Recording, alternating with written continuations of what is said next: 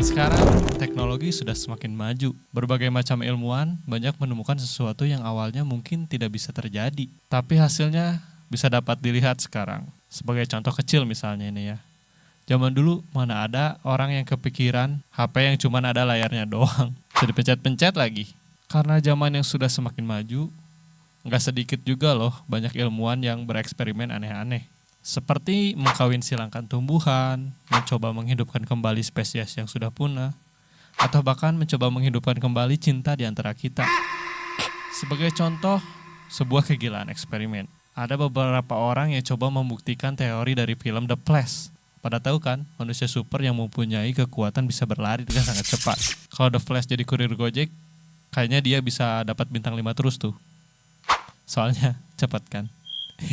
Beberapa orang mengatakan bahwa manusia dapat menembus benda padat dengan kecepatan supersonik. Apa itu kecepatan supersonik? Kecepatan supersonik adalah kecepatan yang lebih cepat dari kecepatan cahaya. Lebih cepat dari kecepatan cahaya, lebih cepat dari kecepatan cahaya. Wow. Yaitu sekitar 1234 km per jam. Kebayang gak tuh secepat apa? Kecepatan ini juga dikenal sebagai adi bunyi. Saking cepatnya kecepatan supersonik ini, kalau kamu balapan nih sama Toretto, pasti dijamin menang dong. Bercanda. I don't have friends. Menurut teori dalam film The Flash, jika manusia berlari dengan kecepatan supersonik, maka manusia akan bisa menembus benda padat. Dalam kata lain, bisa menembus dinding. Lebih ke kayak Casper aja gak sih? Casper kan bisa nembus dinding ya. Tapi itu hanya sekedar teori dalam film. Bagaimana dengan realnya? Dari channel YouTube Mythbuster, mereka melakukan sebuah uji coba yang memungkinkan manusia bisa melaju dengan kecepatan supersonik. Eksperimen ini digunakan dengan jalur dorongan sekitar 500 meter yang di bawahnya menggunakan besi. Ya mirip-mirip rel kereta api gitu dah. Dan di ujung rel kereta api ini langsung tembus ke isekai. Dan di ujung rel kereta api ini membuat sebuah tembok yang sangat kokoh dan dikasih gambar bullseye gitu ya. Karena uji coba ini terlalu beresiko, pada akhirnya nggak ada seorang pun yang mau menjadi relawan pada uji coba ini. Jadi mereka harus menggunakan sebuah boneka karet yang dibuat semirip mungkin teksturnya dengan tubuh asli manusia. Pokoknya disesuaiin gitu deh pada tubuh manusia pada umumnya. Balik lagi ya, jika manusia ingin menembus tembok, manusia harus melaju dengan kecepatan supersonik. Dengan kecepatan yang sangat amat super duper cepat untuk bisa menggetarkan molekulnya.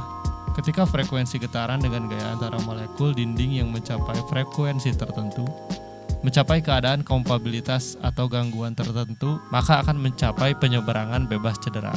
Apakah bisa akan berhasil? Kita saksikan adik-adik. Percobaan ini menggunakan 10 roket udara untuk mesin utamanya agar bisa mencapai kecepatan supersonik. Yang masing-masing roketnya menghasilkan 5.620 pon daya dorong. Tentu aja bukan main-main ya brother. Jadi kalau jumlah 10 roket itu digabungin, sudah cukup untuk mencapai kecepatan 1.287 km per jam. Kecepatan itu 2 kali lebih cepat dari kereta tercepat di dunia. Kalau misalnya lu naik Wus udah cepat banget, itu mungkin bisa 2 kali lebih cepat dari kecepatan itu. 3, 2, 1, akhirnya pengujian dilakukan.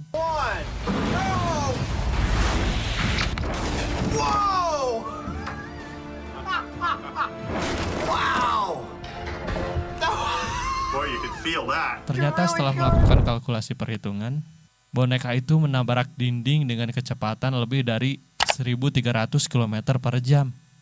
Lebih dari yang mereka prediksikan sebelumnya. Kalau secara teori film sih itu harusnya sudah bisa menembus dinding ya. Tapi apakah yang terjadi? Apakah boneka itu bisa menembus dinding? Dan bam!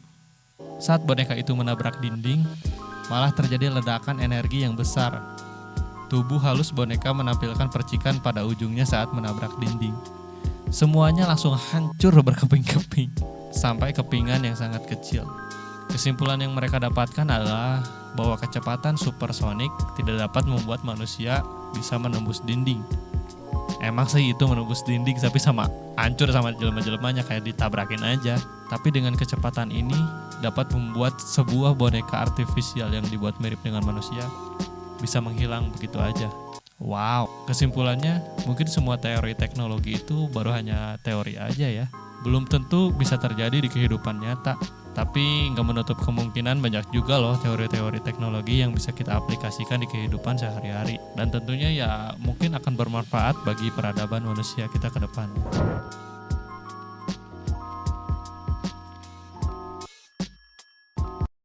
Oke, itu dia akhir video kita kali ini. Jadi apakah kamu tertarik untuk bisa melaju di kecepatan supersonik seperti itu? Kalau gua masih enggak ya, mending naik sepeda aja lah pelan-pelan. Ya udah, sampai sini dulu video kita kali ini. Semoga kalian suka ya. Next, bahas apa lagi? Kecau.